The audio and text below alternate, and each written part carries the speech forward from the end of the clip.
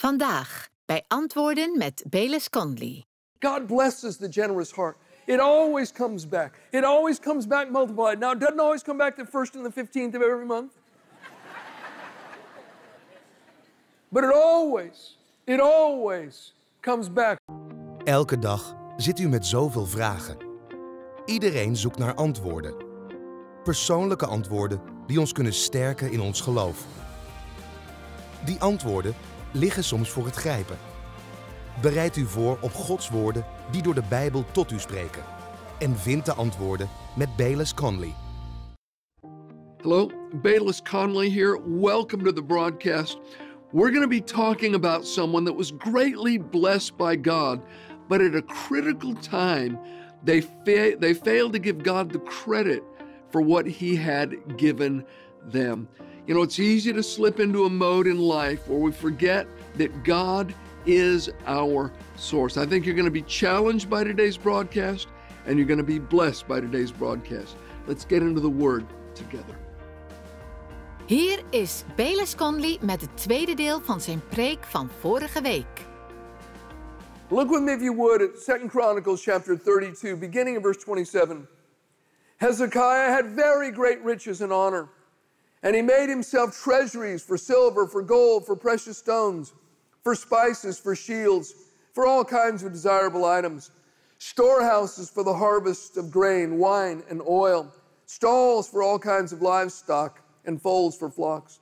Moreover, he provided cities for himself and possessions of flocks and herds in abundance, for God had given him very much property. This same Hezekiah also stopped the water outlet of Upper Gihon and brought the water by tunnel to the west side of the city of David. Hezekiah prospered in all his works. And then we come to verse 31, and there's that frightening word, however.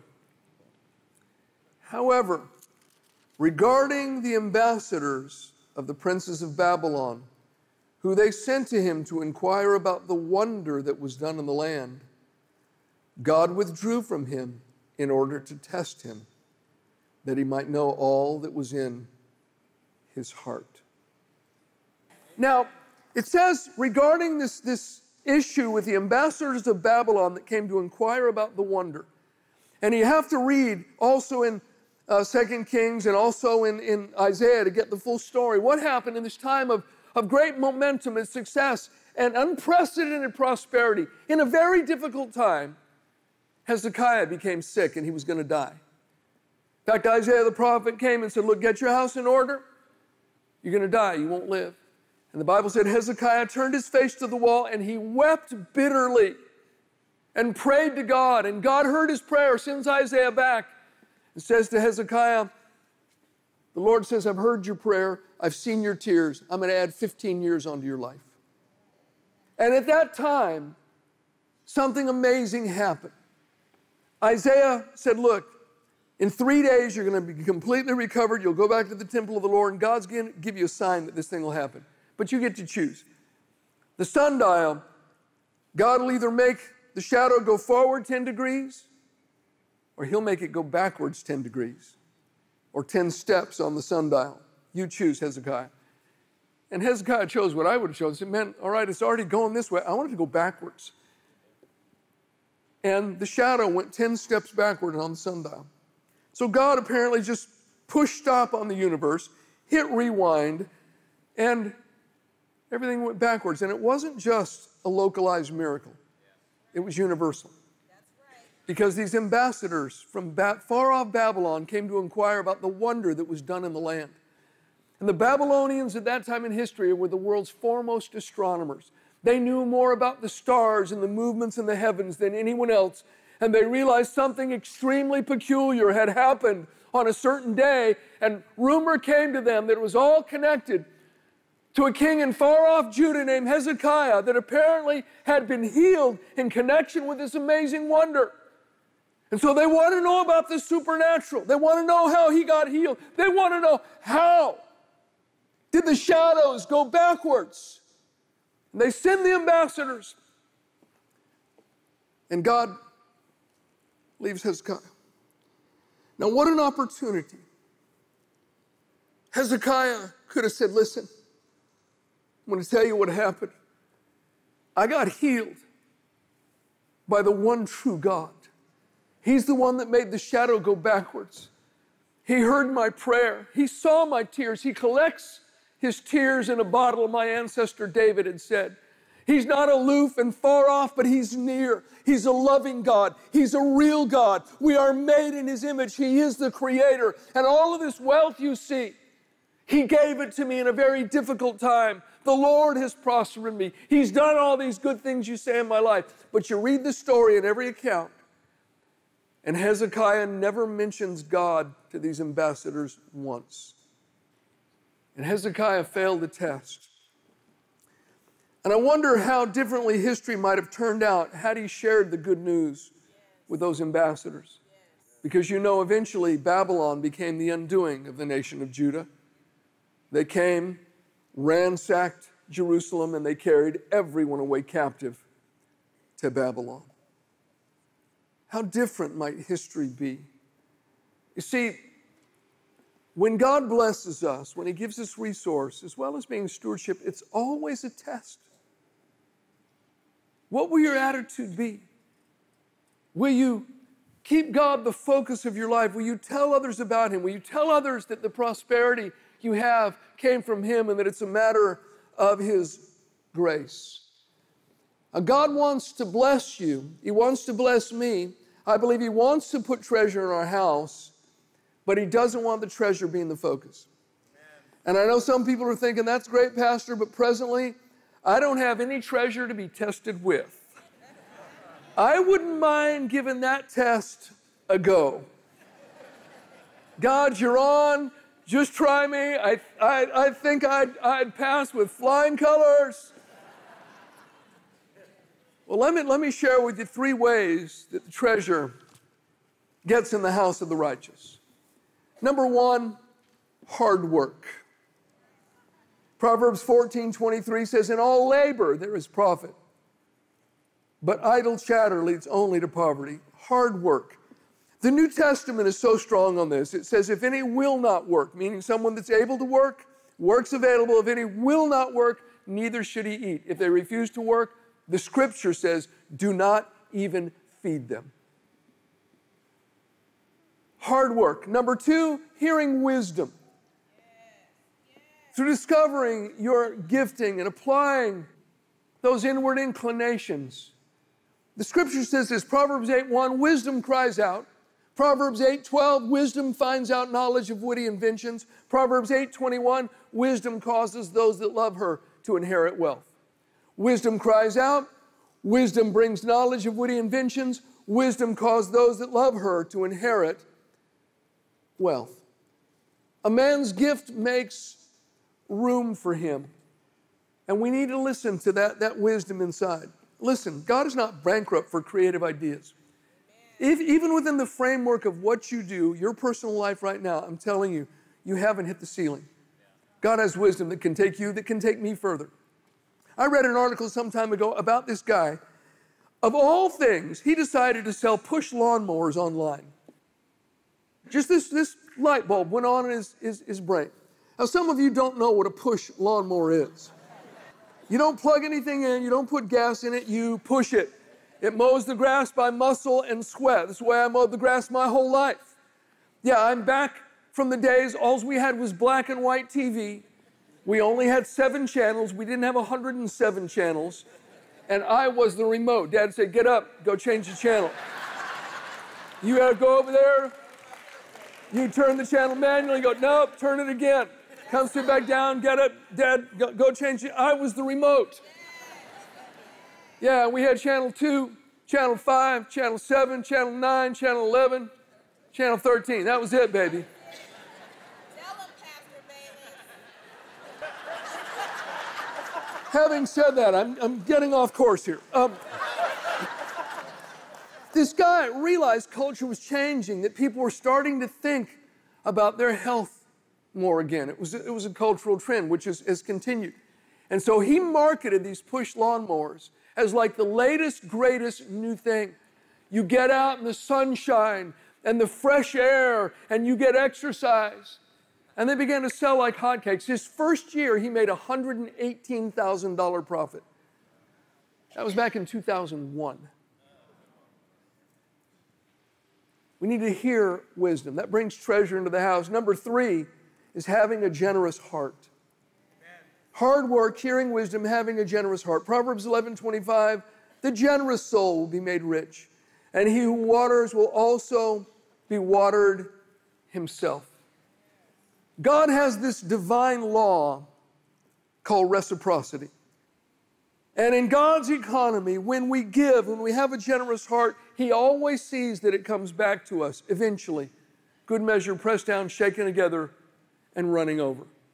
It's just God's way. God blesses the generous. He always does. The scripture says, sow sparingly, that's how you reap. But if you sow generously, bountifully, it comes back. It's just the law of his kingdom. And it's important to have a generous heart.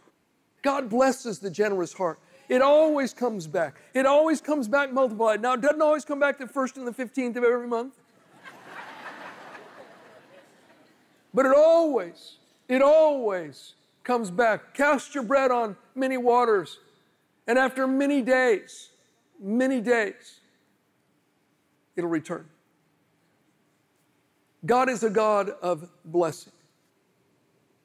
There is much treasure in the house of the righteous, but it's not just a material treasure. There's actually a more important treasure than that.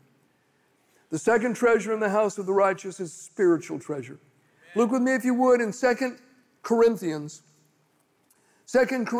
chapter 4. 2 Corinthians, the 4th chapter, and we want to look at the 7th verse. It says, but we have this treasure in earthen vessels, that the excellence of the power may be of God and not of us. And what treasure is he talking about? Well, if we backed up into verse 1 of this chapter and went through the following verses, we find out in verse 1, it's the treasure of ministry. Verses 2 to 5, it's the treasure of the Word of God and of the gospel of Jesus Christ.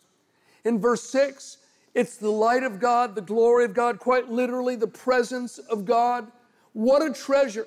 A spiritual richness that can transform people's lives and bring them into a relationship with their Creator. But it's in earthen vessels. The treasure is in jars of clay. That, or to show that, the excellence of the power comes from God and not from us. You see, it's about the treasure, not about the vessel that carries the treasure. I was here locally one day, and I noticed, it was late in the afternoon, an employee from a local restaurant, it was a fast food place, a McDonald's or something like that, comes outside and he's carrying a bag like you give to a customer, you know, like a bag with hamburgers in it. But the one he had looked like you dug that thing out of the trash. And I just thought it was odd, you know. Here he's out and he's acting kind of funny to me. So I decided to watch this guy. He's looking over his shoulder, looking around, and he's carrying this bag. I said, look, buddy, nobody's going to want to steal your half-eaten hamburger. He walks across the street to the bank, and I'm watching this guy closely. He opens the bag, pulls out a stack of money. It's all of the proceeds from that day, all of the revenue from the business that day. He's going to make a deposit in the bank. And so he walks in the bank with this huge stack of money, I would assume thousands and thousands of dollars, in this paper bag. Now, he had a treasure with him, but the vessel that was carrying it was not too impressive. When God uses us, there's no room for us to glory. The important thing is the treasure, not the clay pot that carried it. We're earthen vessels, subject to scarring, chipping, and cracking. Every vessel has its flaws, if you look closely enough. You know, in the bank, they didn't ask that restaurant employee, so you came in to deposit the bag, I assume? No, nobody mistook the bag for the treasure. Don't get hung up on the vessel, thinking, well, if the vessel has flaws, then the message can't be true. Now look at the following verses. Again, verse 7, we have the treasure in earthen vessels, that the excellence of the power may be of God and not of us. We are hard pressed on every side, yet not crushed. We're perplexed but not in despair, persecuted but not forsaken, struck down but not destroyed. The vessel gets in trouble. The vessel has problems. The vessel gets discouraged at times. So it couldn't be a carrier of the world's most important message, could it? You know, I have a friend, an evangelist, and he had quite an amazing story. He actually was on his way as an 18-year-old man to kill someone. Had gun in hand, and he was going to go kill a man. And I don't recall what the guy had done or failed to do. But on the way from point A to point B to commit murder, he hears singing coming out of a little church building. He steps in the back. There's a revival going on. Spirit of God comes on him. He walks up to the front, throws the gun down, gives his life to Christ, gets radically saved. Within a couple of years, he's a full-time evangelist preaching the gospel and had a great impact in his own country and even around the world. But in the process of time, he experienced a number of disappointments, a few betrayals, which is part and parcel with life. The rigors of ministry coupled with those unfortunate things that he'd experienced caused him to get a bit calloused. I would even say jaded and cynical. And by his own admission, he got to a place where he was completely cynical and absolutely as dry as a desert spiritually. Just had nothing more to give, just didn't care. By this time, he's 55 years old. And he reluctantly went to a meeting. I think maybe his wife sort of compelled him to go. He didn't want to, but he goes to this meeting.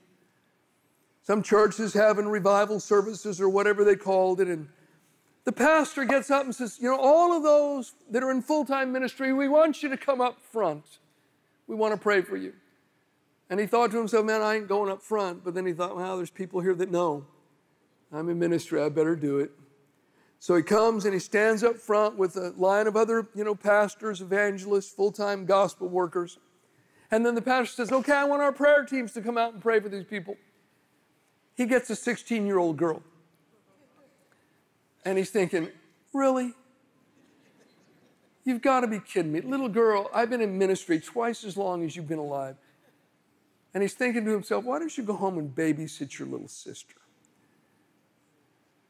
I can't believe this. She says, come on, just lift your hands, close your eyes. And the first words out of her mouth are, my, aren't you cynical? And then she proceeds to give him the most specifically accurate word from God he had ever heard in his life. And a moment later, the presence of God hits him like a tidal wave. He falls to his knees on the floor and he sobbed for 30 minutes. God did this amazing work of restoration. When he got up off the floor, he was an absolutely changed man. And I remember when he first shared the story with me, I broke down and wept. I sensed the presence of God even as he was telling the story. It still affects me to this day as I think about it. And he went on and still is involved in very fruitful ministry years later. I'll tell you what he didn't do, though. He didn't say, man, I got to find out who this little girl is. I'm going to become her disciple. No, it was a 16-year-old girl. She probably just broke up with her boyfriend a couple of days before. But her youth and her inexperience actually made her the perfect candidate to be used by God. The excellence of the power obviously wasn't from her. It was from God alone. My friend, listen, don't be surprised by who God may use to touch you. And don't be surprised if God wants to use you to impact someone else's life. You know, even Jesus carried the treasure of redemption and salvation in an earthen vessel. Isaiah 53 says of him that there was no beauty that we should desire him. He was born to a young virgin. engaged to a poor carpenter, literally laid in a feeding trough in a stable at the hour of his birth, reared in an obscure Galilean village, the Savior of the world, the Lamb of God who would die to rescue and redeem mankind? Yes. The same Jesus who was raised from the dead 3 days after Calvary, having paid the debt for our sin in full. He didn't come in a package that the world expected. You know, most of you have heard my story. I got saved in a street mission. I was an alcoholic. I was a drug addict. A 12-year-old kid had told me about Jesus sometime before, and I ended up in this street mission where I gave my life to Christ. And it was a funny thing because I was searching for the truth, as I think most people, not all people, but most people are in one way or another. I was looking for answers, but I was looking in all the wrong places. And I sort of had a mental list of things I was looking into. You know, different world religions. And then I went and attended things, different places in the world, read all sorts of different literature. And Christianity was on my list. But honestly, it was dead last. I thought to myself, Jesus, you've got to be kidding. That old worn out story, boy, was I surprised when I found out he was alive. When he introduced himself to me by the Holy Spirit. Talk about crying. I guess maybe that's how I react to a lot of things. That night in the mission, I wept like a child. He's real, my friend. It's not a coincidence you're listening to me right now. He's real. And maybe you've been searching, but in all the wrong places. Well, there's one way to God. It's Jesus Christ. But I think there's a lot of roads that lead to Jesus. And don't get hung up on, well, what is all this about Jesus being the only way? Well, you know, he actually said that. He said, I'm the way, I'm the truth, I'm the life. No one comes to the Father except through me. Jesus said, I'm it. I'm the exclusive way into a relationship with God. But don't get hung up on the fact that there's just one way. We ought to rejoice in the fact that God actually made a way. That there is a way. And he's revealed the way to us, his son, Jesus Christ. But you know what? I'll level with you. It's all in or not in at all. Salvation is free, but it'll cost you everything. And you will never regret making the decision. This life is awfully short. We're here for a moment, and then we're gone, and we step into eternity. Would you bow your heads, close your eyes with me just for a moment, if you would. Oh God, we love you. We thank you for your kindness in our life. And we choose to trust you even when stuff goes on that we don't understand, because we know, we believe you are good. And I pray that by your Holy Spirit that you would knock on the doors of people's hearts even now. May they have the courage to respond. Please, nobody looking around. I'm just going to do something simple. I'm going to count to 3. If you want to make Jesus the Lord of your life, or if you're a backslider that needs to come home, when I get to 3, just lift your hand up. I'll acknowledge those hands. You can put them down, then we'll all pray together. And I'd ask you to do that because I believe it'll help you. It's a simple act, lifting a hand, but you know, the Bible declares, Scripture declares that faith is expressed through action. And I think an act as simple as just lifting your hand can help your faith begin to move toward God. Again, it's not a coincidence that you're here today.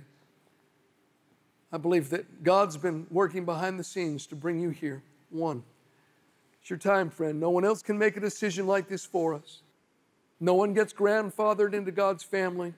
God has no grandchildren, only children. You have to make the decision yourself. 2, you ready? You want to pray? 3, just put your hand up if you need to. Come on. God bless you. Number of hands all through the auditorium. That's awesome. All right, I see your hands. God sees your heart, which is the important part. Go ahead and put your hand down. Everybody in the house, put a hand on your heart.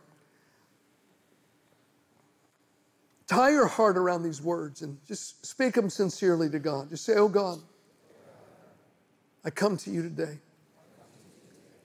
I humble my heart before you. I know I cannot save myself. I need you to do that. So I put my trust in your Son, Jesus Christ, who died on the cross to take away my sin, who was raised from the dead on the third day. Jesus, come into my life. I confess you as my Lord and Savior, and I yield all to you. Amen.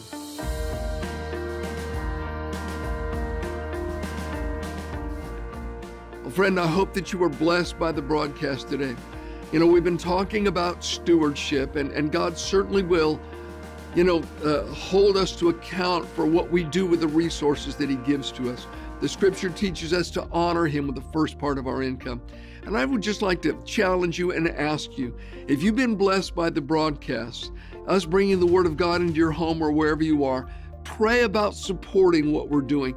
Do it as unto the Lord. There'll be a blessing in it for you, but you'll be spreading the gospel to other people. God bless you. Heeft u genoten van deze boodschap? Bestel dan de volledige preek op cd of dvd. De contactgegevens staan nu in beeld. We bidden dat u blijft groeien in wijsheid, geloof en de kracht door Gods Woord.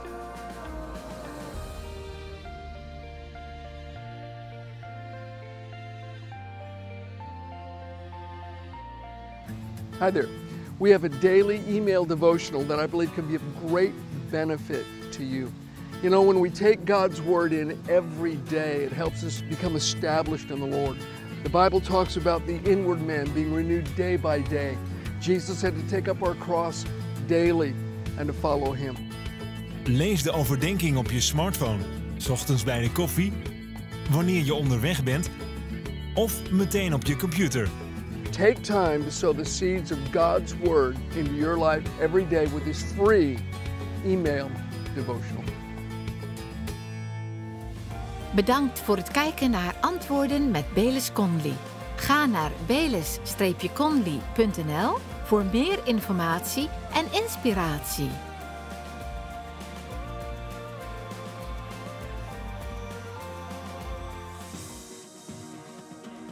Hi there. I've written a little booklet about the cross, something I believe can benefit every believer. We're looking at whether it's a reason for offense or if it's actually God's loving open door to a lost and hurting world. And along with that, I preached several messages in our church recently. These can help equip you to confidently share your faith with the lost. Dit boekje en de 2 dvd's met overdenkingen zullen je helpen om te praten over de belangrijkste beslissingen in je leven en de vreugde die je hebt gevonden in Jezus. Leer hoe je de mensen om je heen kan helpen om te kiezen voor het leven. Vraag jouw set van het kruis aan met behulp van de informatie op je scherm.